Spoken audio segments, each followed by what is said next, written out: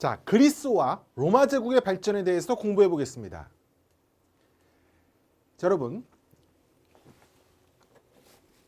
24쪽이죠.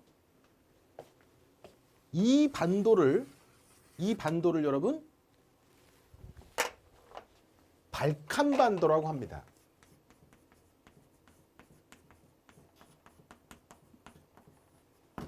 자, 그리고 잘 보십시오, 여러분. 여기에 또 반도가 있습니다.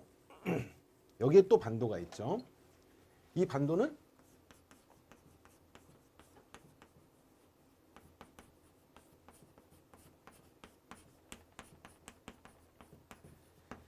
펠로폰네소스 반도라고 합니다. 자, 여러분 다시 이렇게 큰 반도는 발칸 반도, 요 조그만 반도는 펠로폰네소스 반도입니다. 자, 꼭 알아주십시오. 자, 다시 보겠습니다. 입체적으로 보겠습니다. 입체적으로 보면은 수많은 산과 계곡으로 이루어졌죠. 그래서 이 그리스는 통일제국이 등장할 수가 없었던 겁니다. 수많은 산과 계곡으로 이루어져서 이 산과 계곡에 조그만 도시국가들이 만들어집니다. 그 도시국가들을 폴리스라고 합니다. 그래서 그리스는 아테네, 스파르타 같은 폴리스 중심으로 역사가 진행됩니다. 자, 우선 여러분 이 그리스 문명은 오리엔트 문명을 받았습니다. 그래서 우선 이 크레타 섬에서 문명이 시작됩니다. 크레타 문명이고 중심지는 크노소스입니다. 그리고 이 미케네 문명에 영향을 줍니다. 미케네 문명은 나중에 트로이 문명까지 정복을 하게 되죠. 크레타 문명, 미케네 문명, 트로이 문명. 자, 에게 문명이라고 합니다. 이 크레타 문명, 미케네 문명을 다 합해서 에게 문명이라고 하는데 이 바다가 여러분 에게해라는 바다입니다. 이 바다가 에게해라는 바다이기 때문에 여기를 에게 문명이라고 그래요. 자, 청동기를 기반으로 만들어졌는데 자, 크레타, 미노스 문명은 자, 크레타 섬에서 시작됐는데 자, 궁전은 크노소스 궁전이 대표적입니다. 밝고 생동감 넘치는 문화가 특징인데 자연재해로 멸망했고 자, 미케네 문명은 그리스 본토에서 시작됐는데 상무적 정신입니다. 그래서 나중에 상무적 정신, 그래서 트로이까지도 정복하게 되죠.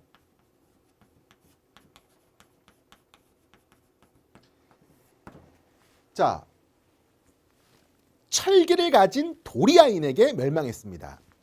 이 철기를 가진 도리아인이 나중에 뭐를 세우냐면 스파르타를 세웁니다. 스파르타. 이 철기를 가진 도리아인이 미케네 문명을 정복했는데 스파르타를 세웁니다. 여러분 이 트로이 문명은 영화 트로이가 있습니다. 여러분 영화 트로이 한번 보십시오. 정말 재밌습니다. 자, 아까도 말했지만 수많은 산과 계곡으로 이루어져서 통일제국이 아니라 수많은 도시국가들 폴리스 중심으로 역사가 진행됩니다. 2번 폴리스의 구조는 아크로폴리스와 아고라로 이루어졌다고 하는데 자, 오른쪽 페이지 보십시오. 자, 오른쪽 페이지 보시면 여기가 아고라입니다. 광장이죠. 여기서 투표도 하고 여러분 상업활동도 하고 있습니다. 여기는 여러분 아크로폴리스인데 우선 신전이 있습니다. 이 신전이 그 유명한 파르테논 신전입니다. 신전뿐만 아니라 이제 적이 쳐들어왔을 때 군사적인 지역이 되는 거죠. 군사적 거점이 되는 거고 공공건물도 있습니다. 여기는 신전, 그 다음에 공공건물, 군사적 방어지고 이 아고라는 투표를 하는 곳이고 또 상업활동을 하는 곳입니다. 아크로폴리스와 아고라로 이루어져 있습니다. 자, 그리스는 수많은 폴리스로 나눠졌지만 강한 동족의식이 있어서 4년마다 올림피아를 개최했습니다. 지금 이게 바로 지금의 올림픽이죠. 그래서 여러 개의 폴리스들이 유대 관계를 가졌다고 합니다. 3번 아테네의 민주정치를 보겠습니다. 정말 중요합니다. 여러분 이걸 이해해야 여러분 로마사도 이해할 수 있습니다. 집중해 주십시오. 자, 아테네의 민주정치를 이해하려면 자, 우선 여러분 오른쪽 페이지 중장보병 제도를 아셔야 됩니다. 이 중장보병 제도는 자, 왼쪽에 방패를 딱 들어요. 왼쪽에 딱 방패를 들고 오른쪽에 창을 드는 겁니다. 자, 그러면 제 오른쪽은 누가 지켜줍니까? 오른쪽 병사가 지켜주죠. 자, 이렇게 일렬로 줄을 쫙 쓰는 겁니다. 자, 다시 말하면 여러분 이 중장보병 제도는 줄만 잘 서면 되는 겁니다. 그래서 이 중장보병 제도 때문에 그리스의 민주정치가 시작됩니다. 이제 방패와 창만 살 수 있으면 누구나 줄을 설 수 있어. 그래서 누구나 전쟁에 참여할 수 있게 됐어. 그래서 민주정치가 시작되는 겁니다. 원래는 왕정이었습니다. 안 써도 됩니다. 여러분 왼쪽 페이지에 써있죠. 왕정이었다가 귀족들만 정치를 하다가 바로 저 중장보병제도 때문에 이제 평민들도 방패와 창만 사면 돼. 그래서 민주정치가 시작됩니다. 참고로 여러분 저 방패와 창은 자기가 사는 겁니다. 직접 국가가 사주는 게 아니라. 자, 로마 같은 경우도 마찬가지입니다. 로마도 비슷하게 시작되는데 이 로마는 그리스보다 못 살았기 때문에 시민들이 방패와 창을 사와요. 그러면은 방패와 창이 색깔이 서로 다른 거야. 무늬도 다르고. 그럼 누가 적군인지 나중에 누가 아군인지 육박전 됐을 때 누가 적군인지 누가 아군인지 몰라. 예, 이런 단점이 있었대요. 로마는. 그래서 이 로마는 여러분 그 수염을 싹 깎았습니다. 수염을. 영화 잘 보세요. 그리스는 수염이 있습니다. 이렇게. 근데 로마는 수염을 이렇게 깎았대요. 방패와 창이 막 서로 다르니까 누가 적군이고 누가 아군인지 모르니까. 예. 근데 그리스는 좀 부자였기 때문에 다 똑같은 방패와 똑같은 창을 사온 겁니다. 그 다음에 여러분 이거는 왜 있냐면 이 그리스나 로마는 좀 키가 작죠. 저 게르만족보다. 그래서 키를 맞추려고 위에 이걸 붙인 겁니다. 뭐 이런 거 시험 문제 안 나오고. 자, 그럼 여러분 이 단점이 어디입니까? 단점이. 방패를 딱 들고 오른쪽에 창을 들었습니다. 오른쪽은 오른쪽 병사가 지켜주죠. 자, 단점이 뭡니까? 방패와 방패 사이가 단점이죠. 그래서 나중에 아테네 스파르타 싸울 때 치사하게 여기를 막 찌르는 겁니다. 여기를 막 찌르는 거야. 그래서 이 남자 성기들이 다쳐요. 고자들이 늘어나기 시작합니다. 여러분 제 애인이 제 부인이 집에 있는데 조국을 위해서 제가 고자가 될 수는 없죠. 그래서 그리스 로마에서는 동성애가 발달했다는 겁니다. 집에 있는 애인보다 바로 옆에 있는 병사를 사랑하게 하는 거야. 그러면 저기 제 성기를 자른다 하더라도 제가 고자가 된다 하더라도 제 옆에 있는 애인을 위해서 저는 끝까지 자리를 지킬 수 있는 거죠. 우스갯소리를 한 거고 여러분 이 줄만 잘 서면 되는 겁니다. 여러분 아리스토텔레스라는 사람이 시험 문제 안 나오니까 여러분 가볍게 들어주세요. 이 아리스토텔레스라는 사람이 중용이라는 개념을 만드는데 용기는 뭐다? 용기는 무모와 비겁의 중용 가운데죠. 이것도 여러분 중장보병에서 나온 겁니다. 이 중장보병은 줄만 잘 서면 돼요. 뭐 영화 볼 때 다 후퇴하고 있는데 후퇴하면 안 돼! 나를 따르라! 그러면 큰일 나는 거죠. 줄이 무너지는 거죠. 또는 저기 막 찔러. 혼자 빠져. 그럼 줄이 무너지는 거죠. 바로 용기라는 것은 오버해서 앞서지 않고 무서워서 뒤로 빠지지 않고 줄만 잘 서는 게 바로 이게 중용인 거죠. 이 중장보병 제도에서 아리스토텔레스의 중용으로 나온 겁니다. 그리고 이 스파르타를 보면은 장애자가 태어나면 버렸다고 합니다. 왜? 장애자가 태어나면 이 줄을 못 맞추니까. 스파르타도 이게 인간성이 나빠서 장애자를 버린 게 아니라 바로 이 중장보병제 때문에 이 높이와 줄을 잘 맞춰야 될 거 아니야. 근데 한 명이 키가 작아. 그럼 안 될 거 아니야. 그래서 이 중장보병 제도가 있었기 때문에 스파르타에서는 이 장애자를 버렸던 겁니다. 그래서 그리스 역사를 이해하려면 이 중장보병 제도를 이해해야 됩니다. 그래서 여러분 왕정, 귀족정, 민주정 가다가 근데 여러분 이때 민주정치는 처음에는 방패와 창을 살 수 있는 사람만이 전쟁에 참여할 수 있는 거죠. 자기가 직접 사는 거니까. 근데 나중 그러니까 처음에 민주정치는 방패와 창을 살 수 없었던 가난한 평민은 참여할 수 없었어요. 그러다가 나중에 방패와 창을 살 수 없는 가난한 평민도 전쟁에 참여하게 됩니다. 자, 페르시아 전쟁이 발생합니다. 자, 그리스와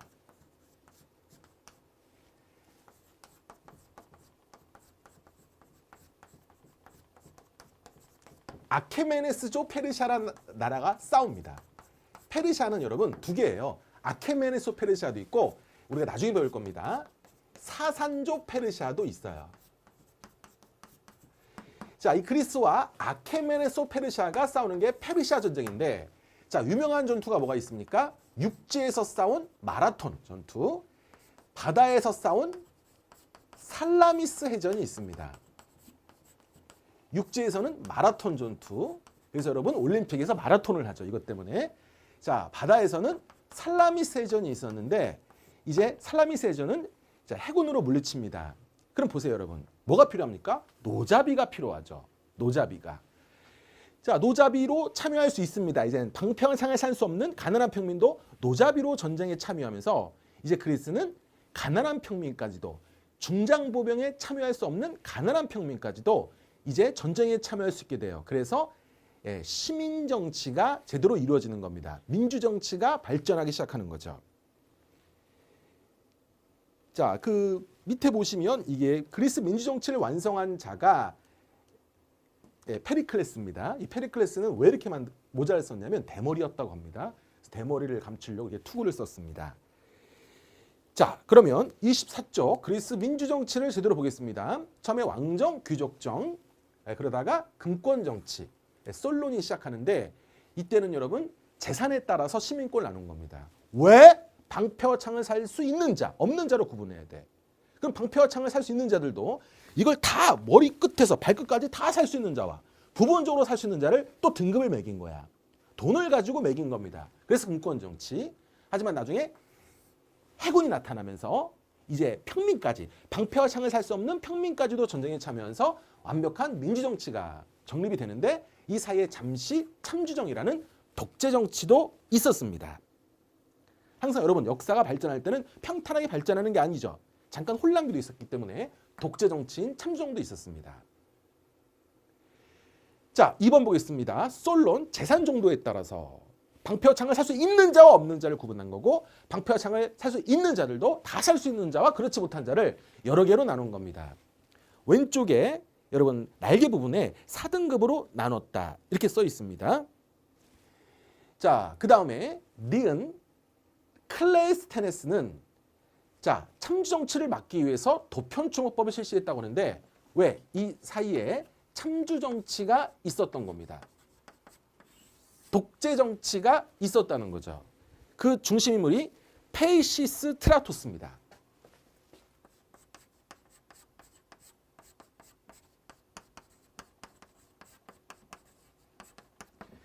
자, 여러분 이 솔론의 금권 정치는 재산 정도에 따라 나누다 보니까 불만이 많았어요. 시민들의 불만이 많았어. 그래서 그 불만을 이용해서 잠시 독재 정치가 나타났습니다.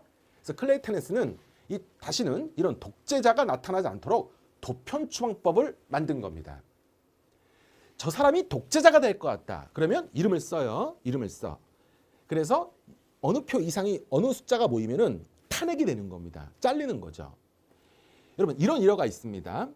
어떤 농민이 이만적이 싫은 거야. 이만적을 도자기 파편에다 쓰고 싶어. 근데 그 사람은 이름을 쓸 수 없었던 겁니다. 글자를 몰라서. 마침 이만적이 지나가. 그래서 이만적한테 이 글씨 좀 써주세요 라고 하니까 그 이만적은 양심껏 자기 이름을 써줬습니다. 그래서 이만적은 잘려요. 그 정치가는 여러분 훌륭한 정치가일지 몰라도 이게 바로 그리스 민주정치의 한계입니다. 글자도 모르는 사람이 투표권을 갖는 거죠. 그래서 그리스가 중우정치로 바보들의 정치로 변질되는 겁니다. 그래서 망하는 거예요. 그래서 민주정치라는 것은 여러분 함부로 하는 게 아닙니다. 시민들이 제대로 의식이 있고 교육을 받았을 때 민주정치가 나오는 거예요. 도자기 파편에다가 사람 이름도 못 쓰는 자가 투표권을 가졌기 때문에 그리스 민주정치는 나중에 중우정치로 변질돼서 멸망하게 되는 겁니다. 자, 클레이스테네스는 이제 참주의 출현을 막기 위해서 도편추방법을 만들어서 민주정치의 기틀을 마련했고 그 다음에 여러분 다른 것도 하는데 자, 행정지역구를 개편합니다. 좀 써주십시오 여러분. 네, 행정지역구를 개편하고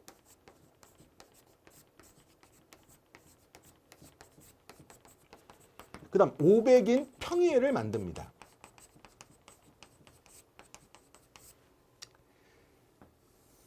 자, 클레스테네스 좀 잠시 써주십시오 여러분. 행정지구 개편이라는 것은 자, 여러분 뭐 A 동네에는 어떤 귀족이 영향력을 행사해. 그 다음에 B 동네에는 뭐 B라는 귀족이 영향력을 행사해. 그럼 어떡하는 거야? 이들의 영향력을 없애려고 A, B를 이렇게 나누는 거죠. 여기를 A, 여기를 B 이렇게 나누면 그 기존 귀족의 영향력은 축소될 거예요. 귀족의 영향력을 줄이고 평민의 영향력을 늘리기 위해서 이렇게 행정지역구를 개편했고 그 다음에 일종의 의회를 만들었습니다. 500인 평의회를 만들었습니다. 자, 페리클레스는 바로 이 페르시아 전쟁에서 승리해서 민회 중심의 직접 민주주의를 정착시키는데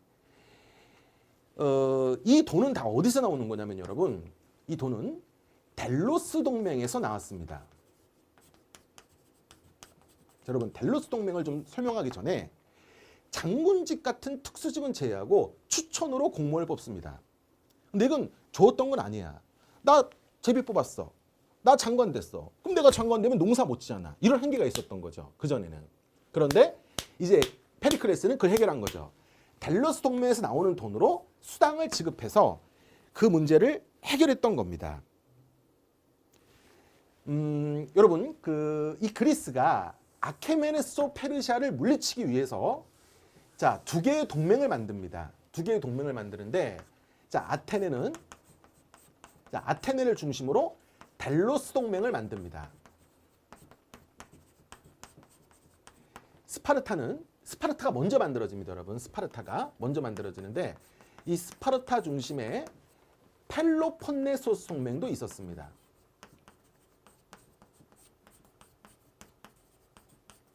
자, 스파르타를 중심으로 한 동맹체는 펠로폰네소스 동맹. 왜? 아까 그 반도가 뭐다? 펠로폰네소스 반도였으니까. 그다음 아테네는 이 주변의 도시국가들한테 돈을 걷었는데 그 돈을 델로스란 섬에 뒀어요. 그래서 델로스 동맹이라고 합니다. 이 펠로폰네소스 동맹이 만들어지고 이 델로스 동맹이 만들어지는데 이런 동맹을 만들었기 때문에 이 아케메네스 페르시아를 페르시아 전쟁에서 물리칠 수 있었던 거예요. 전쟁이 끝났어요. 그래도 아테네는 계속 그 돈을 모읍니다. 주변의 도시국가들한테. 그러니까 일종의 뭐 깡패짓을 한 겁니다. 깡패짓을. 그래서 이 돈으로 수당을 지급한 거예요. 그래서 여러분 그리스 민주정치의 기반은 델로스 동맹과 그 다음에 노예제입니다. 아테네는 또 전쟁에서 승리하고 사업이 발전하면서 수많은 노예들을 갖고 있었어요. 그래서 이 그리스 민주정치가 제대로 기반이 만들어질 수 있었던 이유는 델로스 동맹과 노예제 때문에 그래요. 자, 정리해 보겠습니다. 자, 솔론의 금권정치, 방패와 창을 살 수 있는 자와 없는 자를 나눴고 방패와 창을 살 수 있는 자도 다시 4등급으로 나눴습니다. 그러다 보니까 불만들이 많은 거야. 시민들의 불만. 그러니까 모든 특권을 가진 사람은 왜 돈이 없는 사람한테도 저런 특권을 주느냐. 물론 제한적이지만 불만 있는 거고 적은 특권을 가진 사람은 왜 쟤는 돈이 많다고 많은 특권을 가져. 다 싫은 거야. 그때 혼란스러움을 타서 테시스트라토스가 참주정치를 합니다. 자, 그 다음에 클레스테네스가 도편추앙법을 만들고 행정지역구를 개편하고 500인 회의를 만듭니다. 그 다음에 페리클레스는 페르시아 전쟁에 승리합니다. 델로스 동맹과 수많은 노예를 통해서 더 보다 진보된 민주정치를 마련하는 거죠. 추첨으로 공무원을 뽑고 수당까지도 지급합니다. 자, 3번.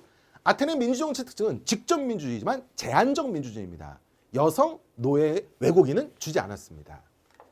이게 아테네 민주정치의 한계인데 자, 여러분 그러면 자, 그리스는 누군 주지 않았다? 여자, 그 다음에 노예, 그 다음에 외국인은 주지 않았습니다. 하지만 여러분 로마는 만민법이라고 그래요. 만민법이라고 그래서 외국인도 줬습니다. 외국인도 줬고 그 다음에 여러분 여자도 투표권을 갖는 거는 1차 세계대전 이후입니다. 여러분 1차 세계대전 때 남자들이 다 전쟁하러 가. 그러니까 공장에서 일할 사람이 부족해. 그래서 공장에 여자들이 들어가는 겁니다. 그러면서 여성의 인권이 세지면서 2차 세계대전 이후에 여자도 투표권을 갖게 됩니다.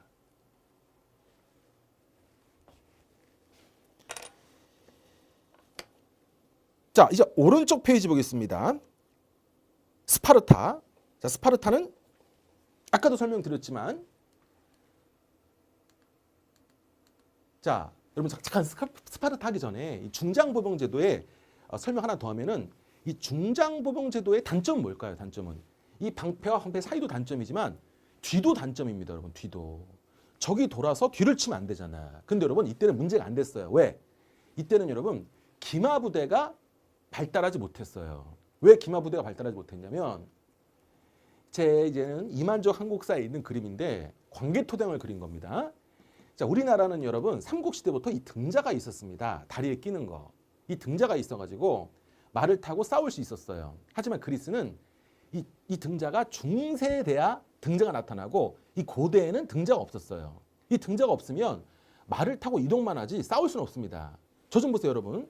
제가 등자가 없습니다. 이 등자가 없어. 말을 탔어. 적끼리 칼끼리 부딪혔어. 충격으로 떨어지겠죠.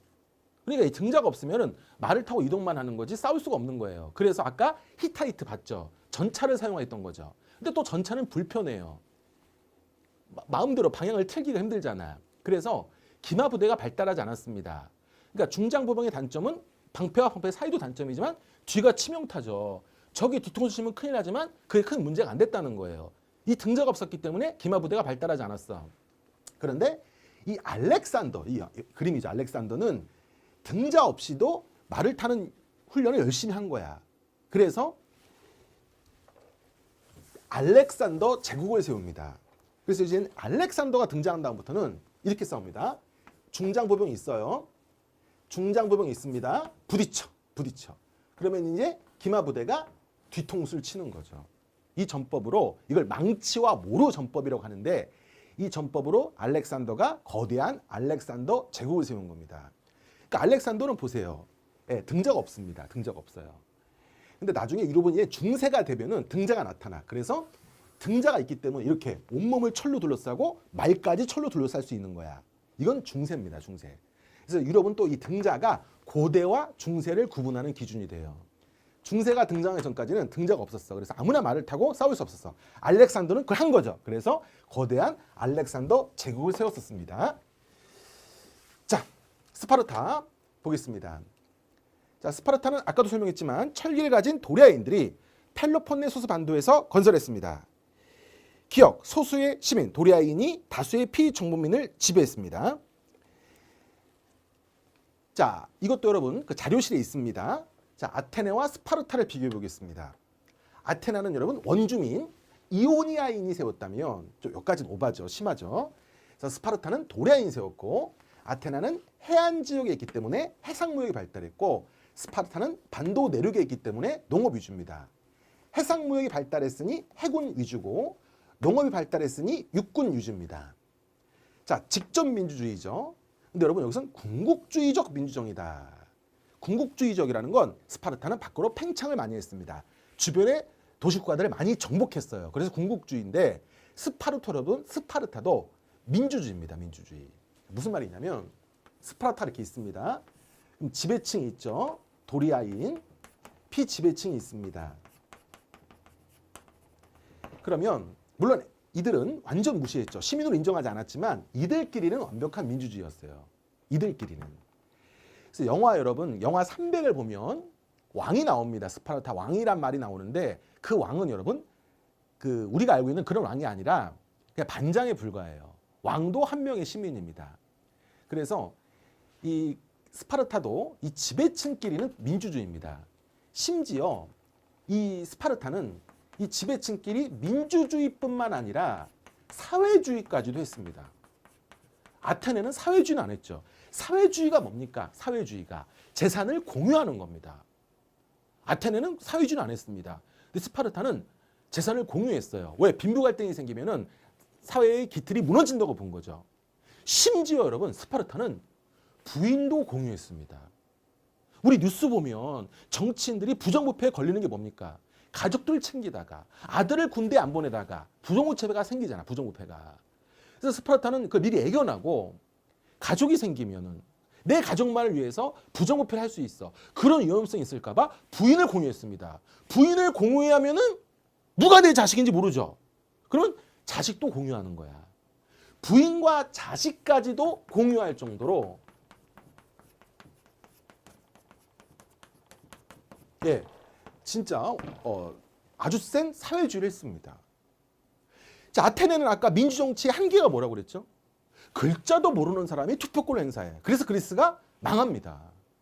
그래서 나중에 플라톤이라는 사람은 이상국가를 오히려 스파르타로 봤습니다. 그리스는 뭐 아무나 해군까지, 이제 방패와 창을 살 수 없는 평민까지도 해군까지 투표권을 주니까, 글자도 모르는 사람도 투표권을 가지니까 중후 정치로, 바보들의 정치로 빠졌어. 그래서 아테네의 플라톤은 이상국가를 스파르타로 본 거죠. 이들만 정치하고 이들은 정치 못하게 하자. 그리고 스파르타처럼 부인과 자식을 공유하죠. 그럼 부정부패가 없을 거 아니냐. 바로 플라톤의 이상국가가 이 스파르타였습니다. 정말 특이한 나라죠. 민주주의와 사회주의를 같이 했습니다. 그리스는 민주주의만 했죠. 자유, 개방, 보수, 폐쇄, 델로스 동맹, 펠로폰네소 동맹, 노예. 자, 개인 소유. 사회주의 안 했으니까 노예를 개인 소유하는데, 여기는 사회주의니까 국가 소유입니다. 국가 소유. 사회주의까지 했던 나라예요. 정말 특이한 나라죠. 플라톤의 이상국가였습니다. 자, 얘네는 정치, 군사만 하고, 얘네는 생산만 하고, 각자 맡은 역할에 대해서 최선을 다해. 그리고 재산을 공유하는 게 플라톤의 이상국가였고, 그 모델은 스파르타였습니다. 이것도 좀 심한데, 여러분. 심한데, 그리스 같은 경우는 심합니다. 예. 한 31만 명 정도가 있는데, 노예가 36%나 됐습니다. 36%나. 예, 그리고 시민은 13.6%. 다 시민은 아니죠. 정확히 해군까지 참여할 수 있는 자들. 스파르타는 2.5만 명이 민주주의와 사회주의를 한 거죠. 그럼 피지배층으로는 누가 있습니까? 페리오이코이, 반 정도 자유인 페리오이코이가 있고, 노예, 헬로트가 있는데, 사회주의 국가니까 국가가 공유했다는 겁니다. 자, 페르시아 전쟁 보겠습니다. 아케메네스 왕조 페르시아가 그리스를 쳐들어와서 싸웁니다. 싸우는데 여러분, 그 유명한 전투가 좀 써주십시오. 자, 마라톤 전투, 육지죠. 그리고 살라미스 해전이 있습니다. 결국 그리스가 이기죠. 자, 이기니까 자기들끼리 싸워요. 아테네와 스파르타가 싸웁니다. 그게 바로 펠로폰네소스 전쟁입니다. 이건 페르시아 전쟁이죠. 페르시아 전쟁은 아테네와 스파르타가 손을 잡고 페르시아를 물리쳤는데, 이 펠로폰네소스 전쟁은 아테네와 스파르타가 싸우는 겁니다. 아테네 중심의 델로스 동맹과 스파르타 중심의 펠로폰네소스 동맹이 싸우는데 스파르타가 이깁니다. 하지만 스파르타도 이제는 힘이 약해져요. 그래서 자, 마케도니아, 그리스 위에 있었던 마케도니아가 그리스를 정복합니다. 약간 심한데, 알렉산더의 아빠가 정복합니다. 알렉산더의 아빠가 그리스를 정복하고, 알렉산더는 이제 페르시아까지 정복하는 거죠. 자, 다음 페이지, 그리스의 문화를 보겠습니다. 그리스의 문화를 보시면, 자, 인간 중심이죠. 자, 신들조차 인간적인 모습을 갖추고 있습니다. 그 이유는 아까 배웠죠. 메소포타미아 문명, 이집트 문명 비교할 때 메소포타미아 문명은 개방적이야. 외적이 많이 쳐들어와. 정치가 불안해. 그래서 절대적인 왕이 없었어. 그래서 왕은 위대한 인간에 불과하다고 그랬죠. 그래서 이 메소포타미아는 신들도 인간적인 신이 있었어요. 그 영향을 받아서 인간적인 신들이 있습니다. 자, 2번 문학을 보시면 호메로스의 일리아드는 여러분 바로 트로이 전쟁에 관한 겁니다. 여러분 꼭 영화 한번 보십시오. 트로이 전쟁 정말 재밌습니다. 자, 일리아드에는 트로이 전쟁 얘기가 나오고, 자, 오디세이도 있습니다. 자, 그리스는 여러분 민주정치가 발달했어요. 근데 여러분 시민들은 물론 똑똑한 시민도 있지만 글자를 모르는 시민들이 대다수입니다. 그러면 그들에게 연설을 해서 뭐 국회의원으로 당선되고 싶어. 연설을 해서 국회의원으로 당선되고 싶은데 여러분 절대적이고 뭐 심오한 얘기를 할 필요 없습니다. 시민들의 대다수가 글자를 모르니까 뿅 가는 말, 멋진 말 이런 게 하는 게 중요한 거죠. 정치가들한테는. 그래서 웅변학원이 발달합니다. 상대적이라 하더라도 절대적이지 않지만 상대적이라 하더라도 멋있는 말, 뿅 가는 말을 해서 시민들에게 투표권을 받는 거죠. 투표를 받는 거죠. 당선되는 거죠. 그래서 정치가들에게 웅변수를 가르쳐준 학원이 등장하는데 그 웅변수를 가르쳐주는 학원 강사를 소피스트라고 합니다. 진리의 상대성이죠. 당선만 되면 되는 거예요. 시민들은 글자 모르는 사람이 많으니까. 그래서 이쪽 동네 가서는 이거 할게요. 저쪽 동네 가서는 이거 안 할게요. 상대적으로 말하면 돼요. 당선만 되면 되는 겁니다. 왜? 시민들이 글자를 모르는 사람이 많으니까. 그래서 이 정치가들에게 웅변 기술을 알려주는 학원이 등장하는데 그 웅변학원 강사들을 소피스트라고 그래요. 이 소피스트에 반발해서 우리가 알고 있는 소크라테스, 플라톤, 아리스토텔레스가 등장합니다. 자, 여러분, 헤겔이라는 사람은, 독일의 철학자 헤겔이라는 사람은 이런 말을 합니다. 미네르바의 올빼미는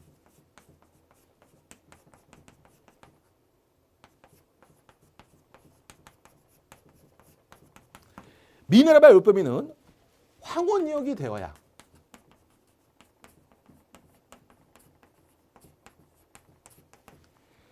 날개를 편다. 자, 미네르바는 여러분 아테네라는 지혜의 여신입니다. 자, 여러분 아테나는 뭐 시험 문제 안 나온 얘기지만 아테나는 히라버고 미네르바는 라틴어죠. 자, 아테나는 그리스인들이 썼던 히라버, 미네르바는 로마가 썼던 라틴어인데 지혜의 여신인데 여러분 그 밑에 아테나 여신상이 있는데 올빼미가 옆에 있죠. 밤에 되어야 날개를 펴니다. 자, 이거 무슨 말이냐면 철학이라는 건 쇠퇴기 때 발전한다는 겁니다. 다시 말하면 그 유명한 소크라테스, 플라톤, 아리스토텔레스는 그리스가 이 페리클레스 전성기 때 나온 게 아니라 중후정치로 변질을 해서 소피스트가 판을 칠 때, 그래서 중후정치와 소피스트 때문에 그리스가 쇠퇴기에 접어들 때 바로 거기에 반발해서 나온 철학자들이에요. 그러니까 소크라테스, 플라톤, 아리스토텔레스는 전성기가 아니라 페리클레스 시대가 아니라 쇠퇴기 때 활동했던 철학자들입니다. 그래서 헤겔은 철학이라는 것은 전성기 때 발전하는 것이 아니라 쇠퇴기 때 발전하는구나 라고 말했던 겁니다. 자, 그리스가 이제 민주정치가 중호정치로 변질되었을 때, 소피스트의 상대주의로 그리스가 중호정치로 변질되었을 때, 자, 이제 소크라테스는 진리의 상대성이 아니라 절대성, 그리고 플라톤의 이상국가 스파르타를 모델로 하자라고 했고, 이 아리스토텔레스는 알렉산더의 스승이죠. 알렉산더의 스승인데 학문을 체계적으로 정리했습니다. 여러분 인터넷에서 이것 좀 쳐보십시오. 라파엘로의 아테네 학당이라는 그림을 쳐보십시오. 이 라파엘로의 아테네 학당을 보면은 플라톤과 아리스토텔레스를 그렸는데 플라톤은 손을 위로 하고 있고 아리스토텔레스는 손을 아래로 하고 있습니다. 왜? 이제 플라톤은 이상국가를 추구했으니까 손을 위로 하고 있고 아리스토텔레스는 알렉산더의 스승입니다. 왕의 스승인데 왕한테 이상적인 철학만 전개시키면 안 되겠죠. 그래서 아리스토텔레스는 현실적입니다. 그래서 손을 아래로 하고 있어요. 한번 꼭 인터넷 아테네 학당 쳐보십시오. 플라톤은 이상국가를 추구하니 손을 위로 하고 있고 그 다음에 아리스토텔레스는 제자가 알렉산더니 손을 아래로 하고 있습니다. 자, 여러분 그리고 이거 설명 안 했네요. 파르테논 신전은 조화와 균형입니다. 조화, 균형. 자, 역사 5번. 헤로도토스는 페르시아 전쟁을 정리한 역사. 투키디스는 펠로폰네스 전쟁을 정리한 역사를 씁니다. 그리고 6번. 히포크라테스가 의학을 정리하는데 히포크라테스가 이런 말을 합니다. 여러분.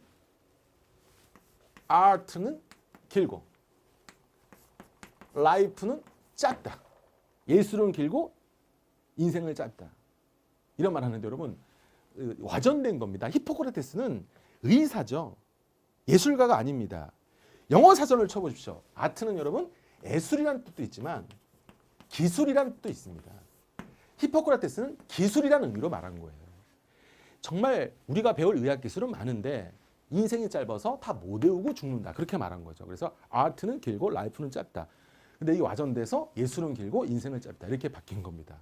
히포크라테스는 정말 수많은 의학 기술을 정리했습니다. 그리고 수많은 의학 기술을 배웠는데 너무나 아쉬워서 더 많은 의학 기술을 배우고 싶고 전달하고 싶은데 내 인생이 짧아서 그걸 못하는구나 아쉬워서 이 말을 했는 건데 이게 와전돼서 예술은 길고 인생은 짧다. 이렇게 바뀐 거죠. 자, 헬레니즘, 알렉산더가 이제 아케메네스 왕조 페르시아까지 정복합니다. 자, 그런데 왜 헬레니즘이라고 하냐면 그리스에 헬렌이라는 유명한 영웅이 있습니다. 그래서 그리스인들은 모두 헬렌의 후예다. 그래서 자신들을 헬레네스라고 했습니다. 그래서 여러분 올림피아를 통해서 지금의 올림픽이 된 거죠. 이 올림피아를 통해서 우린 모두 헬렌의 후예, 헬레네스라는 동족의식을 강화시켰습니다. 이제 그리스가 페르시아를 정복한 거죠. 그래서 이 세계를 헬레니즘 세계라고 합니다. 이 그리스의 문화가 동방까지 퍼지는 거죠. 그래서 헬레니즘 세계라고 합니다. 이 세계는 바로 마케도니아의 알렉산드로스가 건설했습니다. 자, 이번 알렉산드로스는 이제 페르시아를 정복하고 도시들을 만듭니다. 알렉산드리아, 그리고 그리스어가 공용어예요. 그래서 헬레니즘이라고 하는 겁니다. 자, 하지만 이 그리스 문화가 중심이었지만 오히려 알렉산드는 정치 시스템만큼은 바로 페르시아의 시스템을 받아들입니다. 그게 바로 동방의 군주정이에요. 이 그리스는 여러분 군주정이 아니라 민주주의였죠. 그런데 페르시아의 군주정, 전제군주제를 도입해서 강력한 왕이 되고자 노력했습니다. 동서융합 정책을 피기 위해서 페르시아인을 관료로 등용했고 그리스인과 페르시인의 결혼을 장려했습니다. 자, 그런데 이 알렉산드로스는 죽은 다음에 분열됐습니다.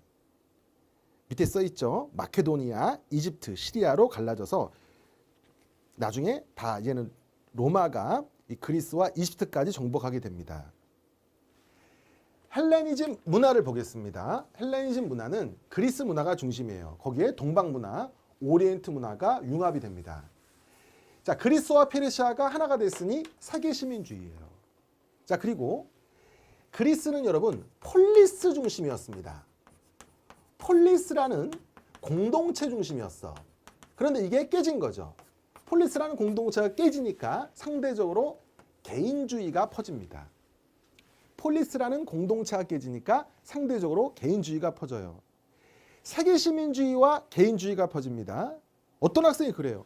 선생님, 세계시민주의와 개인주의는 반대 아닙니까? 라고 질문하는데 아니죠, 여러분. 대한민국인 2만 적이 있습니다. 그 다음에 세계 시민인 2만 적이 있어요. 어느 쪽이 더 저의 개성을 발휘할 수 있습니까? 여러분, 대한민국 국민 2만 적은 자, 추석 때, 설 때 되면 집에 가야 됩니다. 성묘 가야 됩니다. 어르신 만나면 인사해야 됩니다. 예, 하지만 세계시민주의 2만 적은 그런 게 없죠. 그래서 상대적으로 세계시민주의 2만 적이 개인의 개성을 더 살릴 수 있는 거니까 세계시민주의와 개인주의는 같이 퍼질 수 있는 겁니다. 자, 두 개가 발달하는데 극단적인 금욕을 강조하는 스토아파, 정신적 쾌락을 강조하는 에피쿠로스 학파, 이 두 개가 발달하는데 여러분 육체적 쾌락은 아닙니다. 육체적 쾌락. 예, 너무 심한데 여러분 육체적 쾌락을 추구하는 것은 키레네 학파입니다. 정신적 쾌락이죠. 자, 그러니까 쉽게 말하면 스토아파는 빵을 하나도 안 먹는 거야. 빵을 하나도 안 먹는 거. 극단적 금욕주의고 에피쿠로스는 빵은 한 개는 먹고 정신적 쾌락으로 때우는 거예요. 나중에 여러분 로마에서는 이 스토아파가 발달합니다. 로마에서 여기다 쓸까요? 로마에서는 이 스토아파가 발달해요. 왜냐하면 로마는 여러분 엄청난 영토를 정복했습니다. 그럼 군인들에게는 극단적 금욕주의가 필요한 거죠. 그래서 로마에서는 스토아파가 발달해요. 그래서 로마의 마르크스 아우렐리우스라는 사람이 황제입니다, 여러분. 로마의 황제. 로마에서 여러분 오현제 5명의 훌륭한 황제가 있는데 그 중에서 한 명이 마르크스 아우렐리우스야. 이 사람이 스토아파를 정리합니다.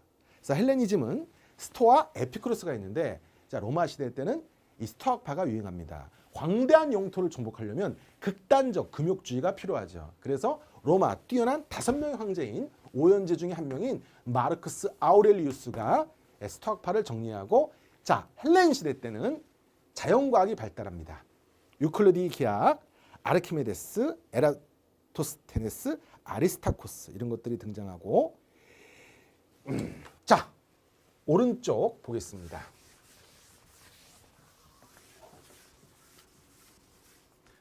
사실적이고 현실적이다. 자, 그림 볼까요? 격정. 이 표정 보세요. 인간의 격정. 그리고 섹시미죠. 섹시미. 관능미를 그대로 표현했어요. 인간의 격정과 관능을 그대로 표현했으니 사실적이고 현실적입니다. 자, 반대로 그리스는 아까 자, 뭐였죠? 파르테논 신전. 이 파르테논 신전은 조화와 균형의 미였죠. 그리스는 자, 파르테논 신전 조화와 균형의 미라면 자, 헬레니즘 라오콘 군상 밀로의 베너스를 보십시오. 관능과 인간의 격정, 섹시미를 그대로 표현했기 때문에 사실적이고 현실적인 미라고 합니다.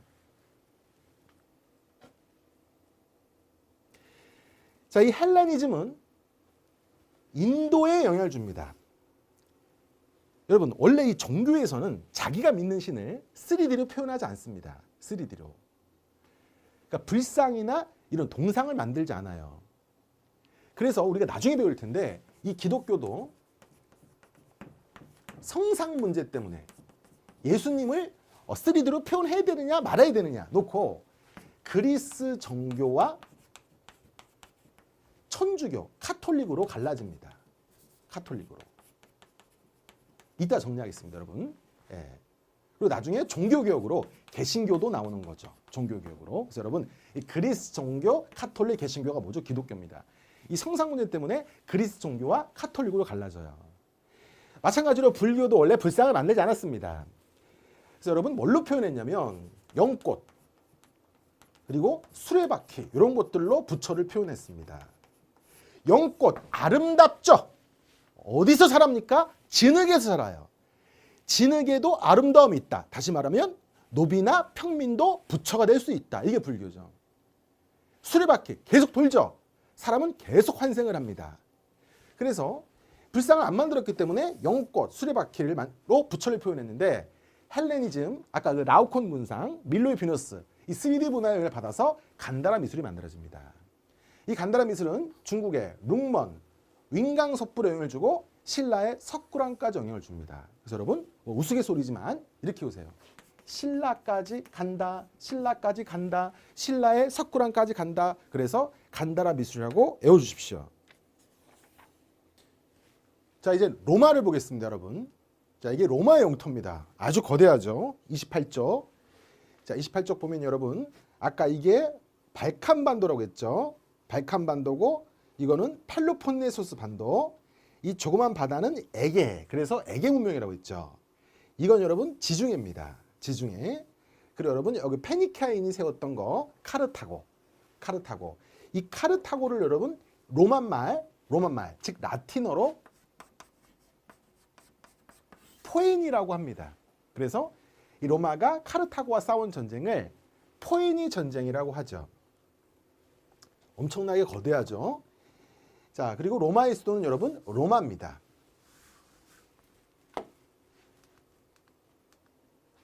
자, 라틴족이 세웠습니다. 자, 처음에 왕정이었다가 이제는 공화정으로 바뀌는데 이 공화정이 뭐냐면 보십시오, 여러분. 우선 대통령이 있습니다. 집정관 대통령인데 임기가 1년밖에 안 되고 또 한 명이 있으면 독재를 할까봐 2명이 있습니다. 2명의 집정관이 1년씩 하는 거예요. 대통령, 행정부라면 이게 의회입니다. 예, 300명 정도의 귀족들이 일종의 국회를 만든 거야. 그래서 이들 귀족 중심, 300명 정도의 귀족 중심의 이 원로원이 로마를 다스렸습니다. 여기는 상징적인 존재에 불과해요. 그래서 로마는 공화정이라고 합니다. 자, 근데 처음에는 원로원 중심이었죠. 자, 그런데 여러분, 약간 좀 오반데 여러분, 가볍게 들어주십시오. 그리스의 이 폴리비우스라는 사람이, 폴리비우스까지 몰라도 되죠. 예, 그리스의 폴리비우스가 로마는 왕정의 성격인지 귀족정의 성격인지 민주정의 성격인지 헷갈린다. 폴리비우스가. 로마는 세 개의 성격이 다 있다. 자, 집정관이 있어요. 이거 보면 왕정의 성격이다. 300명 정도의 원로원이 있어요. 그러면 이 귀족들이니까 귀족정인 것 같고, 또 평민들의 민회가 있다. 그래서 이거는 민주정 같다. 세 개의 성격이 다 있다. 이렇게 표현했습니다. 자, 그런데 여러분 당연히 원로원 중심입니다. 원로원 중심. 자, 이 로마의 역사를 이해하려면 그 중장보병 제도를 이해해야 되는데, 자, 이 그림 보십시오. 이게 바로 원로원입니다. 귀족들이 모인 거예요. 자, 여러분 알렉산더가 등장한 다음부터는 어떻게 싸운다? 중장보병들이 부딪힙니다. 중장보병들이 부딪히고 양쪽에 기병이 있어요. 자, 중장보병이 뭐라고 했죠? 한쪽엔 방패, 오른쪽엔 창을 들어요. 자, 제 오른쪽은 오른쪽 병사 지켜줍니다. 부딪히는 거야. 부딪히는 거야. 근데 약점이 저희 뒤라고 했죠. 뒤. 자, 그러니까 이쪽이 기마 부대가 이쪽 기마 부대를 격파하고 뒤통수를 치면 전쟁이 끝나는 겁니다. 자, 이 기병들은 귀족이죠. 원로원들. 이 중장보병은 평민입니다. 이 귀족들이 뒤통수를 칠 때까지 평민들이 시간을 버텨줘야 돼요. 그러니까 이 평민들이 중장보병이 없으면 귀족들의 기병은 뒤통수를 칠 수가 없는 거예요. 그래서 그리스도 이 평민들의 권리가 상승하는 거죠. 그리스도 이 중장보병 때문에 민주정치가 발전했죠. 이제 로마도 그렇게 되는 거예요. 이 평민들이 버텨주지 않으면, 이 평민들의 중장보병이 버텨주지 않으면 귀족들은 뒤통수가 칠 수 없는 거예요. 그래서 이제 평민들의 권리가 상승하는 겁니다. 여러분, 이쪽은 기병이 되는 거죠. 기병이 되고 평민들은 보병이 되는 겁니다. 그래서 로마 역사는 이 기병과 보병의 조화, 귀족과 평민의 조화로 발전하기 시작합니다. 자, 우선 평민회가 만들어집니다. 평민들의 권리를 보호해 주는 거죠. 이 평민회에서 호민관을 뽑습니다. 평민관에서 호민관을 뽑아요. 자, 그 다음에 12표법은 여러분 법률을 성문화시킨 거예요. 근데 여러분 여기서는 귀족이 자의적으로, 마음대로 자의적으로 평민들을 처벌할 수 없는 겁니다. 또는 귀족이 자의적으로 법률을 집행할 수가 없는 거예요. 무조건 이 12표법에 나온 대로만 따라서 해야 돼요. 여러분, 이 12표법에는 평민의 권리 상승은 나오지 않습니다. 평민의 권리 상승은 나오지 않아요. 그래도 평민의 권리를 상승시키는 데 기여합니다. 왜? 성문화시켰으니까. 여기 나온 대로만 집행할 수 있어. 그 이상은 마음대로 귀족들이 해석할 수 없어. 그 자체만으로 평민의 권리는 상승한 거예요. 근데 주의하십시오. 이 12표법에는 평민의 권리 상승이 나오지도 않습니다. 그래도 평민들의 권리 상승에 기여했다는 거죠. 자, 리키니우스법이 나옵니다. 집정관 이 두 명이잖아. 그 중에 한 명은 반드시 평민에서 뽑아요. 완벽하게 이제 귀족과 평민이 동등해진 건 호르테시우스법입니다. 이때는 완벽하게 똑같아져요. 그래서 호르테시우스법으로 귀족과 평민이 동등한 권리를 획득합니다. 그래서 여러분 좀 써주십시오. 이제 원로원의 동의가 없어도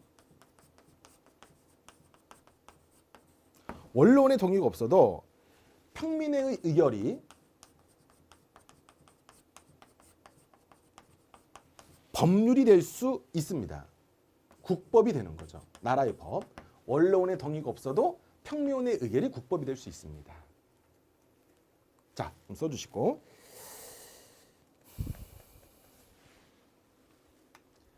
자, 카르타고와 전쟁을 벌입니다. 포에니 전쟁. 이 카르타고를 라틴어로 포에니라고 합니다. 자, 그래서 승리해서 로마가 지중해 패권을 장악해요. 그 이후에 마케도니아, 그리스까지, 소아시아까지, 아까 히타이트가 있던 곳, 지금의 터키가 있는 소아시아까지 정복합니다. 근데 여러분, 이 포에니 전쟁으로 로마는 경제적인 빈부 갈등이 아주 심해져요. 자, 여러분, 저 좀 보세요. 중요합니다. 호르테시우스법으로 법률적으로는 평등해졌는데 이제 포에니 전쟁으로 경제적으로는 빈부 갈등이 심해지는 거죠. 왜냐하면 이 평민들은 전쟁하는 바람에 막 싸우는 바람에 농사를 못 져. 근데 이 원로원에 있는 귀족들은 대농장이 있었습니다. 이 농장은 여러분 노예가 농사를 져요. 이 라티푼디움에 노예가 있습니다. 이 노예들이 라티푼디움에서 농사를 져. 그러니까 평민은 계속 몰락해. 농사를 못 져. 그러면 이 원로원의 귀족들이 농사 못 짓는 땅을 헐값으로 사는 거죠. 빈부 갈등이 심해지는 겁니다. 그리고 이제 식민지를 정복했는데 그 식민지에서 값싼 농물이 수입되는 거야. 그러니까 평민들은 더 망하는 겁니다. 그래서 여러분 호르테시우스법으로 법률적으로 귀족과 평민이 동등해졌지만 포에니 전쟁으로 경제적 빈부 갈등이 심해지는 겁니다. 평민들은 전쟁하는 바람에 농사를 못 져. 농사가 황폐화돼. 땅값이 떨어지겠죠. 그러면 귀족들, 원로원의 귀족들이 그 땅을 사서 대농장, 라티푼디움을 확장합니다. 그들은 전쟁해도 돼요. 노예가 많으니까, 노예가 농사지니까. 그래서 빈부 갈등이 심해집니다. 아까도 말했지만 그리스 로마는 다 시민들이 직접 방패와 창을 사갖고 옵니다. 근데 이 평민들이 이제 가난해져서 방패와 창을 못 사요. 평민들이 가난해져 자영농이 몰락하니까 군사력도 약화되는 겁니다. 지금 로마는 법률적으로 귀족과 평민이 동등해졌지만 경제적 빈부 갈등이 심해지는 거예요. 평민들이 몰락하니까 방패와 창을 살 돈이 없어. 전쟁을 할 수도 없어. 농사 져야 되니까. 그래서 군사력 약화돼. 그래서 여러분 로마는 이제는 군대가 사병화됩니다. 자기한테 돈을 많이 주는 장군한테 충성을 다해요. 그래서 여러분 군벌이 등장합니다. 군벌이. 이제 돈을 받고 싸우는 거야. 가난해졌으니까. 자기한테 돈을 주는 장군한테 충성을 다하는 거야. 그게 바로 그 유명한 카이사르, 폼페이오스, 크라수스 3두 정치가 시작되는 거죠. 이 3두 정치, 카이사르. 여러분 날개 부분에 써 있습니다. 예, 날개 부분 맨 밑에 날개 보세요. 왼쪽에 날개 보면은 자 1차 3두 정치, 카이사르, 폼페이오스, 크라수스 이런 사람들이 군벌해요. 카이사르, 폼페우스, 크라수스가 등장한 겁니다. 다시 자 정말 중요합니다. 로마는 자 호르텐시우스법으로 이제 법률적으로는 똑같아졌어요. 자 전쟁에서 이기려면 보병과 기병의 조화가 필요합니다. 기병은 원로원의 귀족들, 보병은 평민들. 무시할 수 없어. 법률적으로 평등해졌지만 카르타고와 전쟁, 포에니 전쟁으로 지중해의 패권을 장악했지만 빈부 갈등이 심해지는 거죠. 평민들은 싸우는 바람에 농사를 못 져. 농토가 황폐화돼. 그럼 귀족들은 상관없어. 노예가 많으니까 대농장을 확장시켜요. 그 몰락한 평민의 영토를 삽니다. 그래서 대농장을 만들어 라티푼디움. 더 가난해졌어. 평민들은. 방패와 창을 살 수 없어. 자영농이 몰락하니까 이제 방패와 창을 살 수 없으니까 군사력도 악화돼. 그러니까 이제 평민들이 돈을 받고 싸웁니다. 자기한테 돈을 주는 군벌한테 충성을 다합니다. 카이사르, 폼페우스, 크라수스 3두 정치가 시작됩니다. 잠깐 여러분 이 3두 정치가 시작되기 전에 그라쿠스 형제 개혁도 있었습니다. 이 그라쿠스 형제는 이 귀족들이 더 이상 라티푼디움을 확장하지 못하도록 막고 농민에게 토지를 분배하자. 이 경제적 빈부 갈등을 해결하려고 했지만 그라쿠스 형제는 카이사르처럼 힘이 없었습니다. 군사력이 없었어요. 그래서 성공하지 못합니다. 항상 여러분 어떤 좋은 개혁을 하더라도 힘이 있어야 됩니다. 힘이 있어야 개혁을 할 수 있죠. 그라쿠스 형제는 힘이 없었어요. 카이사르는 힘이 있었습니다. 카이사르는 여러분 갈리아를 정복합니다. 갈리아를 여러분 켈트라고 합니다. 이 라틴어로 켈트를 이제는 야만족이다 그래서 갈리아라고 불렀어요. 그래서 카이사르는 지금의 프랑스 부근에 있었던 프랑스에 있었던 갈리아 켈트족을 정복하면서 이제는 군대를 장악했습니다. 그 군대는 사병이나 마찬가지예요. 돈을 많이 주는 카이사르한테 충성을 다합니다. 그래서 카이사르가 이들을 물리치고 재정의 기틀을 만들어서 로마는 이제 공화정이 뭘로 바뀌기 시작한다? 재정으로 바뀌기 시작하는 겁니다.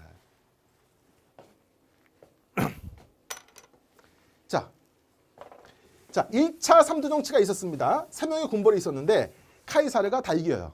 근데 카이사르는 암살을 당해요. 그래서 2차 3두 정치 옥타비아누스, 알고 더 있습니다. 3명이 있는데 자, 옥타비아누스는 카이사르의 조카입니다.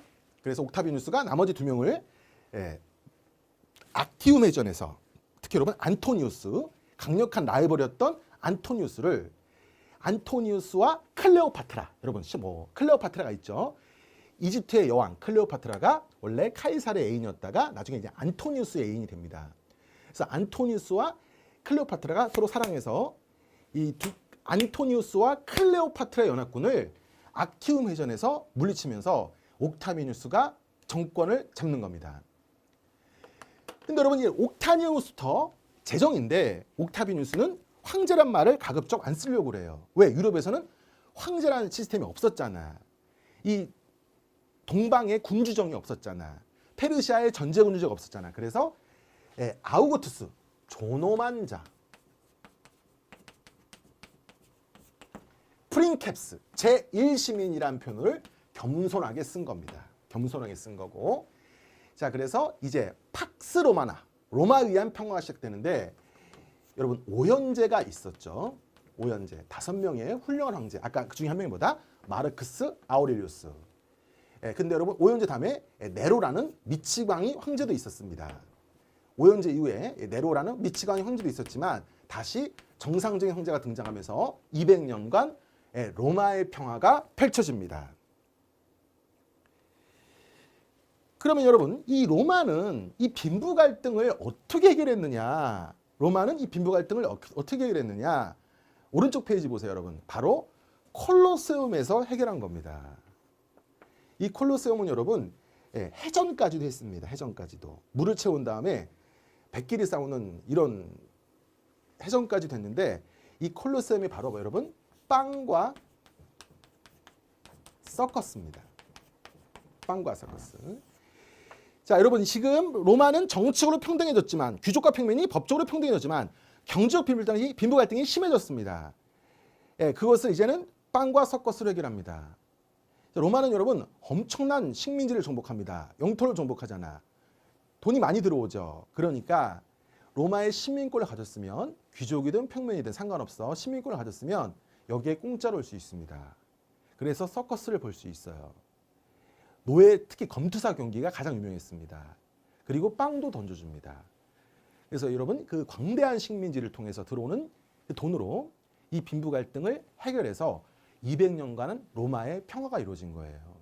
그러니까 여러분 좀 아쉬운 거죠. 아까 이 페리클레스의 민주주의도 이 델로스 동맹과 노예 때문에 이루어졌다면 이 팍스 로마나 로마의 평화도 이 정복한 식민지의 핍박과 노예를 통해서 유지됐던 겁니다. 아무런 대가 없이 이루어졌던 건 아니죠. 자, 위로 올라가겠습니다. 자, 팍스 로마나 이후에 군인 황제들이 등장합니다. 군인들이 황제를 하면서 사회가 혼란해졌고, 그리고 이민족이 막 쳐들어와요. 그리고 속주, 식민지가 반란을 일으키고 콜로나투스가 등장하는데, 여러분 콜로나투스는 중세의 특징인데, 여러분 우리가 고대, 중세, 근대라고 할 때 생산력의 주체가 다릅니다. 고대는 여러분 노예가 생산력의 주체입니다. 라티푼디움에서 농사를 짓죠. 그 다음 근대는 자영농입니다. 일반 평민들입니다. 근데 중세는 농노예요. 왜 농노냐면 농과 노예의 성격이 다 있습니다. 자영농과 노예의 성격이 다 있어요. 그래서 농노라고 하는데 왜 자영농의 성격이 있다? 자신의 토지를 소유할 수 있습니다. 재산을 소유할 수 있어요. 하지만 여러분 거주 이전의 자유가 없습니다. 거주 이전의 자유가 없고 여러분 초약권이라는 것도 있는데 이 농노는 결혼할 때 첫날 밤을 영주한테 바쳐야 돼요. 이런 건 여러분 노예의 성격이죠. 자신의 재산을 소유할 수 있다는 자영농의 성격이고 뭐 거주 이전의 자유가 없고 와이프를 바쳐야 된다. 이건 노예의 성격이야. 두 개 다 있기 때문에 농노라고 하는 건데 이건 중세의 특징입니다. 그래서 그 농노의 그 시초인 콜로나투스가 등장합니다. 이게 나중에 농노로 발전하는 겁니다. 이제 로마는 중세적 특징이 나타나기 시작했다는 거죠. 자, 그래서 로마는 이제 중흥하려고 노력합니다. 노력하는데 자, 디오클레티아누스는 동방의 전제군주제, 강력한 황제가 다스리는 전제군주제를 도입합니다. 그리고 로마를 4개로 나눠서 통치했고 자, 그 다음에 여러분 콘스탄티누스를 이해하기 전에 우리 잠시 한국사로 가면은 우리 삼국시대 때 뭐가 있습니까, 여러분? 불교가 수용됩니다. 강력한 왕권을 확산시키고자 불교를 들여오죠. 나 석가모니야. 그러니까 나의 지배를 받아야 돼. 이렇게 강조했던 거예요. 마찬가지로 여기도 이제는 종교를 통해서 나라를 안정화시키려고 합니다. 그래서 콘스탄티누스가 수도를 로마에서 비잔티움으로 옮긴 다음에 이름을 콘스탄티노프 폴리스라고 합니다. 자, 잠시 왼쪽 페이지 지도를 보시면 여기가 로마고 여기가 비잔티움. 이름이 바뀌죠. 콘스탄티노폴리스입니다. 여러분, 지금은 유럽을 이렇게 나누면 이쪽이 더 잘 살죠. 이쪽보다는. 근데 예전에는 이쪽이 더 잘 살았어. 이쪽이 더 잘 살았기 때문에 잘 사는 비잔티움으로 수도를 옮깁니다. 그리고 자신이 세운 도시다. 그래서 여러분 콘스탄티노플리스라고 하고 크리스토교를 공인합니다. 밀라노 칙령으로. 근데 여러분 좀 약간 좀 그런데 콘스탄티누스가 기독교를 종교로 인정하는 이유 중에 하나가 중요한 전투를 하는데 갑자기 꿈속에서 십자가가 나타났다. 그래서 기독교를 공인했다고 하는데 여러분 좀 그렇지만 이 십자가가 원래 콘스탄티누스 집안의 표시와 비슷합니다. 재밌는 거죠. 이 십자가의 표시와 콘스탄티누스 집안의 표시와 비슷해요. 그러니까 꿈속에 나타났겠죠. 그러니까 다시 말하면 콘스탄티누스는 기독교를 종교로 인정했던 이유 중에 하나가 뭐냐면 십자가가 나타나서 그게 아니라 이제 여러분 로마는 수많은 민족으로 이루어졌습니다. 그 나라들을 효율적으로 통치하고 싶어. 그러면은 기독교가 가장 유용했다는 거예요. 왜? 아까 여러분 우리 배웠었잖아. 유대교는 뭐예요? 배타적 선민 사상이 있습니다. 다른 민족은 믿을 수가 없어요. 근데 예수님이 뭐라고 했다? 예수님은 여러분 혁명가입니다. 최초로 이스라엘에서 최초로 유대인이 아니어도 하느님을 믿을 수 있다. 누구나 천당할 수 있다라고 말한 혁명가입니다. 그러니까 이 로마의 철학과 로마의 시대적 상황과 딱 맞아떨어지는 거야. 로마는 너무나 많은 민족으로 이루어졌어. 지금 로마가 쇠퇴기에 접어들었어. 그러려면 하나의 단일된 사상이 필요했던 거예요. 기독교와 딱 맞아떨어졌던 거죠. 반대로 여러분 기독교는 로마가 없었다면 또 퍼질 수가 없었어요. 서로 딱 맞아떨어졌던 겁니다. 로마는 전 세계를 통일했고 수많은 민족들을 다스려야 돼. 기독교는 유대교랑 다르게 누구나 믿을 수 있어. 누구나 천당에 갈 수 있어. 딱 맞아떨어졌던 거죠. 콘스탄티누스는 기독교가 필요했던 거고 또 기독교는 딱 맞았던 겁니다. 딱 맞았던 겁니다. 딱 맞아떨어졌던 거죠. 그죠? 예. 그래서 이제는 기독교를 하나의 종교로 인정하고 그 다음에 여러분 여기다가 좀 써주십시오. 테오도시우스는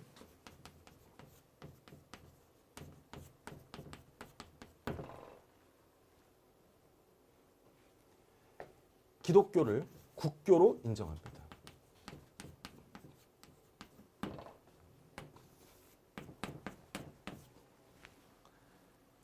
근데 여러분 또 오해하면 안 됩니다. 콘스탄티누스 입장에서는 기독교가 필요했고 또 기독교 입장에서도 로마가 있었기 때문에 퍼졌는데 그럼 로마 때문에 기독교가 전 세계로 퍼졌다. 그렇게 보는 사람도 있지만 여러분 크리스찬, 교회 다니는 입장에서는 그게 기분 나쁘시겠죠. 그래서 저는 교회 다닙니다. 그래서 교회 다녀서 오히려 하느님이 기독교를 전 세계에 퍼뜨리려고 로마 제국을 만드시 않았나 이렇게 보기도 합니다. 여러분 오해하지 마세요. 또 교회 다니신 분. 저는 교회 다닙니다, 여러분. 그래서 오히려 하느님이 기독교를 전 세계에 퍼뜨리려고 로마라는 제국을 만들지 않았을까라고도 생각합니다. 예. 자, 여러분. 그래서 그 콘스탄티누스는 국교로 만든 건 아니에요. 하나의 종교로 인정한 거죠. 여러분. 밀라노 칙령입니다. 이게 써주세요. 313년입니다. 313년에 밀라노 칙령으로 하나의 종교로서 합법화시키고 그 다음에 테오도시우스가 기독교를 국교로 인정합니다. 그러다 결국 이런 여러 번의 중흥이 있었지만 로마는 동서로마로 분열돼서 476년에 멸망합니다. 게르만족에 의해서. 그때 여러분 이 로마는 너무 군사력이 약화됐기 때문에 게르만 용병을 썼습니다. 그 게르만 용병을 썼는데 그 게르만 용병이 오도 아케르입니다. 자, 오도 아케르에 의해서 게르만 용병대장이죠. 멸망합니다. 476년. 하지만 여러분 동로마는 계속 지속됩니다. 동로마는 여러분 언제 멸망하냐면 동로마는 1453년에 멸망해요. 1453년. 자, 누구한테 멸망하냐면 오스만 튀르크한테 멸망합니다. 그래서 이렇게 되는 거예요, 여러분. 476년에서 1453년이 보통 중세로 옵니다. 그러니까 그 전에 뭐야? 그 전에는 고대고 동로마 멸망 이후는 근대고 이 사이가 중세가 된다. 이렇게 기준합니다. 소로마가 멸망하는 476년이 고대, 1453년에 이제 근대가 시작된다고 보니까 그 중간이 중세가 되는 거죠. 자, 이거 지금 정리 좀 해주시고.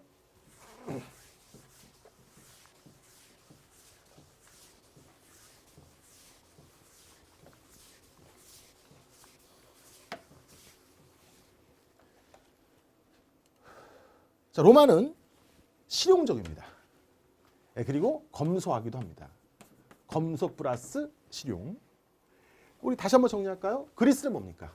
조화, 균형. 대표적으로 파르테논 신전. 헬레니즘은 사실적이고 현실적이다. 격정과 관능의 미를 그대로 보여줬습니다. 로마는 검소하고 실용적입니다. 자, 이 로마의 수도교 보세요. 여러분, 이게 이 물이 흐르는 건데 좀이라도 높이가 평평하면 물이 흐르지 않습니다. 여러분, 이탈리아 반도가 이렇게 있어요. 이탈리아 반도가 이렇게 있으면 단면도를 끊어요. A, B. 그럼 이게 동고서저입니다. 그럼 이 산 정상에서 나오는 물을 그대로 아래쪽 흘려야 돼요. 고도의 기술이 필요하죠. 자, 랑케라는 사람이 그랬어요. 모든 길은 로마로 통한다. 정말 로마는 정복만 하면 도로를 깔았습니다. 아피아가도. 정복하면 도로를 깔았기 때문에 모든 길은 로마로 통했습니다. 자, 법률 12표법 그리고 시민법. 시민법은 로마 시민한테 대상으로 했어. 근데 이제 외국인까지도 대상되는 게 만민법. 자, 그리스는 외국인한테 투표권을 주지 않았죠. 로마는 줍니다. 만민법. 그 다음에 동로마 제국의 황제 유스타니우스가 동로마 제국 황제입니다. 이 유스타니우스는 로마법 대전을 편찬합니다. 자, 3번 역사. 카이사르가 아까 갈리아 켈트족을 정복했다고 했죠. 켈트족을 이 로마 사람들은 야만족이다 그래서 갈리아라고 했습니다. 그리고 여러분 하나 아까 썼는데 그 스토아파가 유행합니다. 스토아파가 유행하는데 오연제의 한 명인 누가? 마르크스 아우렐리우스가 완성한다는 거죠. 그 전에 키케로라는 사람도 있었습니다. 그래서 키케로 마르크스, 아우렐리우스 이런 사람들이 스토아파를 발전시킨다.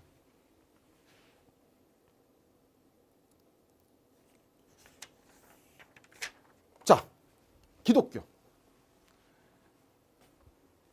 자, 로마 제국 초기에 예수님이 등장했습니다. 예수님이 사후에 제자들에 의해서 제국으로 전파됐는데 여러분 그 옥타비아누스가 로마의 재정을 만든 다음에 인구조사를 합니다. 그래서 인구조사를 확실히 해야 되니까 자, 다 여기에 모이세요 한 거야. 그래서 예수님의 어머님이신 성모 마리아가 그 인구조사 때문에 그 모이다가 마국간에서 예수님을 낳으신 거죠. 시기가 언제인지 알겠죠. 로마 초기입니다. 옥타비아누스가 인구조사할 때 예수님이 태어났습니다. 자, 황제 숭배를 거부해서 박해를 받았지만 여성과 하층민으로 엄청나게 퍼집니다. 자, 콘스탄티누스가 기독교를 하나의 종교로 인정했죠. 밀라노 칙령. 그 다음에 여러분 니케아 공의회가 있는데 삼위일체가 있습니다. 삼위일체는 여러분 성부는 하느님이죠. 성자는 예수님이죠. 성령은 이제 내 마음속에 있는 신입니다. 하나님의 영. 제가 여러분 하느님을 사랑해 그럼 내 마음속에 하느님이 존재하는 거죠. 그래서 성부는 하나님, 성자는 예수님, 성령은 내 마음속에 있는 영. 이게 하나다 이거죠. 그래서 여러분 좀 써주시는데 이 니케아 공의회 때 두 가지 파가 대립합니다. 아타나시우스파가 있고 그 다음에 아리우스파가 있습니다. 이렇게 대립했는데 아타나시우스파는 바로 이 아타나시우스파가 삼위일체를 주장하는 겁니다. 삼위일체설을 주장하는 거고 그 다음에 예수님은 이제는 신이면서 인간이다. 신성과 인간성이 다 있다고 보는 게 아타나시우스파예요. 근데 이제는 아리우스파는 이제 예수님은 신은 아니다. 그래서 삼위일체도 부정하고 예수님은 인간이지 신이 아니다. 그래서 여러분 삼위일체 때 이제는 니케아 공의회 때 이게 정통으로 인정받습니다. 이거는 이단으로 지정받으면서 이 아리우스파는 게르만족한테 퍼지게 됩니다. 게르만족한테. 지금 정리 좀 해주십시오, 여러분. 자, 아타나시우스파와 아리우스파가 있는데, 자, 삼위일체를 인정해. 이 삼위일체가 뭐야? 성부, 성자는 하나다 이거잖아. 성령도 하나고. 그럼 예수님은 하나님과 같은 거니까 예수님은 인간임에서 신인 거죠. 근데 이제 아리우스파는 삼위일체를 부정하고 단지 인간이다, 애언자다 이거죠. 애언자다. 이게 아리우스파예요. 그래서 이단으로 인정받아서 게르만족에 퍼집니다. 여러분 참고로 여러분 이 하나님 그다음에 뭐 모세가 있죠. 모세가 있고 예수님이 있고 그다음 나중에 마호메트도 나와요. 뭐 이건 정리 안 해도 됩니다, 여러분. 이거는 가볍게 들어주세요. 근데 이제는 이 이슬람교는 뭐냐면 이슬람교도 여러분 같은 하나님을 모시는 거예요. 기독교가 모시는 하나님하고 그러니까 유대교가 모시는 하나님, 기독교가 모시는 하나님, 이슬람교가 모시는 하나님 다 똑같아. 근데 이슬람교는 이제는 굳이 따지자면 아리우스파랑 비슷한 거야. 하느님만 신이고 나머지는 그냥 애언자인 거예요. 애언자. 그래서 마호메트는 애언자인 거지 신은 아닌 거죠. 잠깐만요. 잠깐만.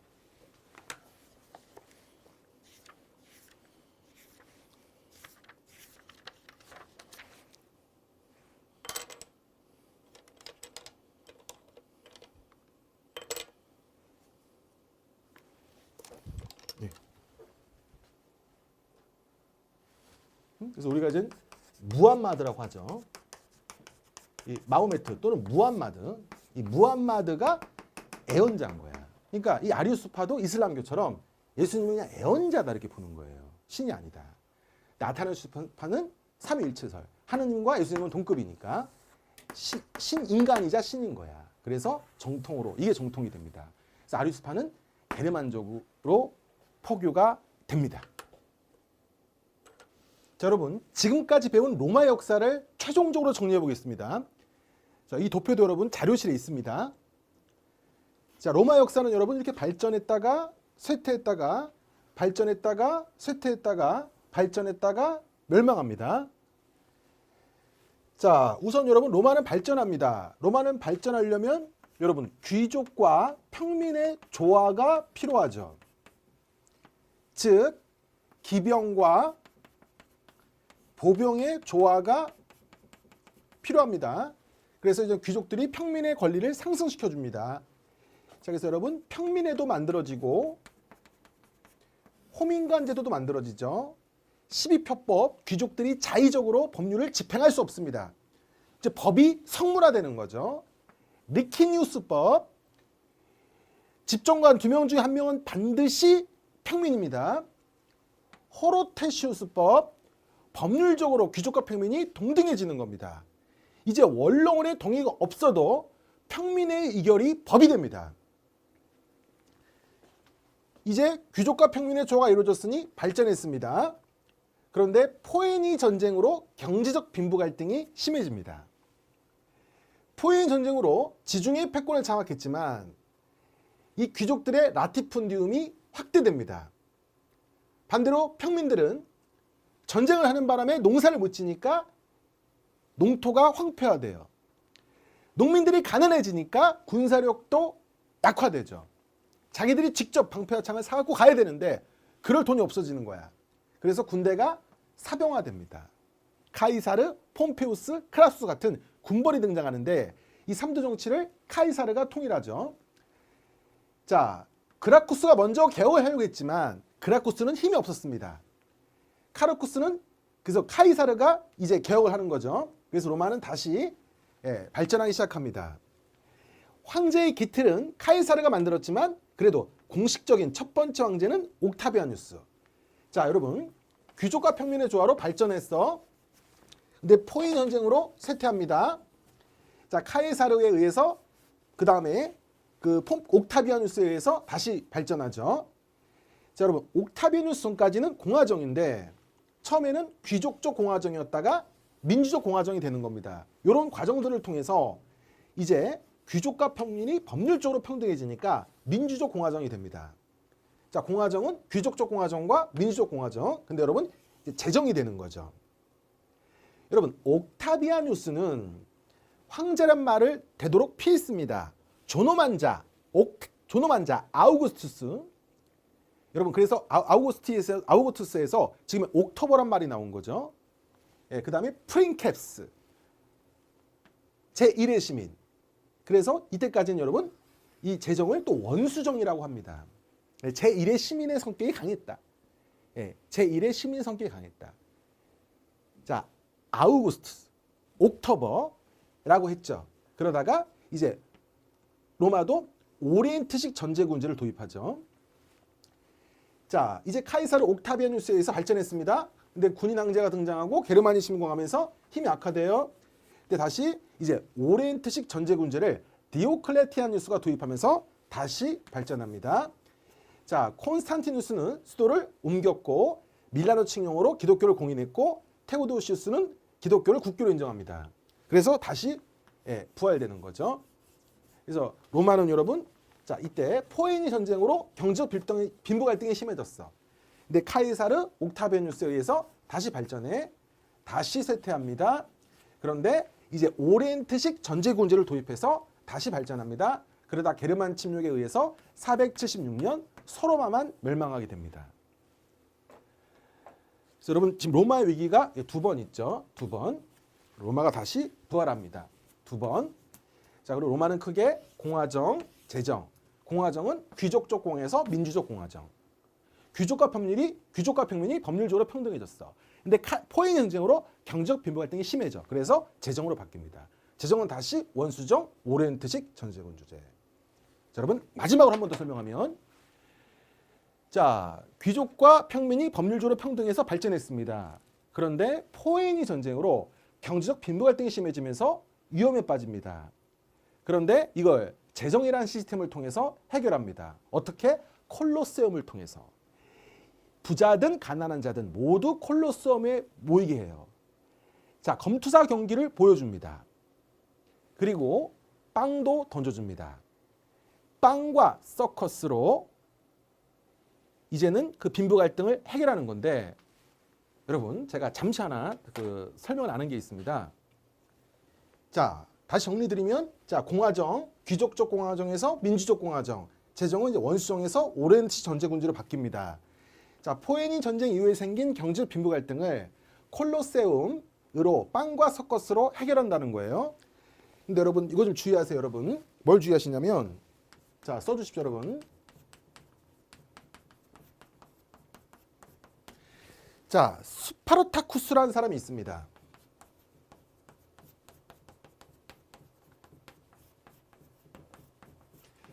자, 스파르타쿠스는 검투사입니다. 콜로세움에서 이제 검투사 경기를 하는 사람인데, 너무나 부당한 대우를 받자 다른 노예들과 함께 70명의 검투사와 함께 반란을 일으켰습니다. 나중엔 이게 여러분 이제 9만 명까지 확대돼요. 70명의 검투사에서 시작된 게 9만 명까지 올라가는데, 이 스파르타쿠스의 노예 반란은 제정 때가 아닙니다. 바로 이 민주정 공화정 시기입니다. 이때 있었던 노예 반란이에요. 그래서 이 스파르타쿠스의 노예 반란은 제정 시기가 아니라 공화정 말기 때입니다.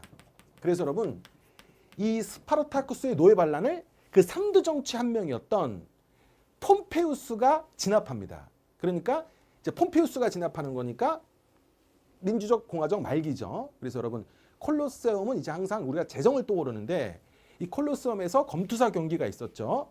이 검투사 경기가 있었는데 대표적인 검투사는 스파르타쿠스. 이거는 제정 때가 아니라 공화정 말기라는 거를 좀 알아주십시오.